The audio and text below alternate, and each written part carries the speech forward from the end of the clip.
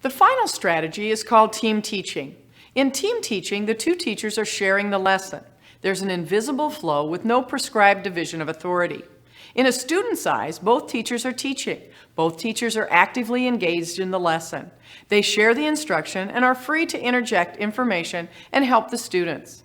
Oftentimes, people think that the 7 strategies are hierarchical. They think that we start at the bottom with one teach, one observe, and that we build up to team teaching. Some may look at team teaching as the ultimate co-teaching strategy and something you work towards. While it's true that team teaching takes planning time and trust, something that comes with time, it's also something that can be done early.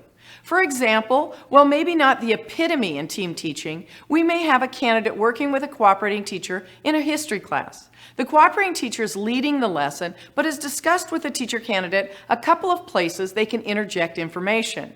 We may be studying World War II, for example. The cooperating teacher is discussing a particular battle. At an assigned time, the teacher candidate steps in, pulls down the map, and talks for a few minutes or two about the topography of the area. The students see no break in instruction. They see the teacher candidate naturally sharing information. It may only be a minute or two, a couple of times during the lesson, but it clearly shows the students that the teacher candidate knows what they're talking about, and they really are a teacher. We want to dispel the myth that co-teaching is hierarchical. When you think about it, we want you to think about it as a puzzle. The strategies you choose to use should be based on the content you're teaching, the students you work with, their learning and academic needs, and the strengths of the two teachers. All these factors play into making the decision about what co-teaching strategy or strategies to use. Now that you know all 7 co-teaching strategies, we encourage you to mix them and match them.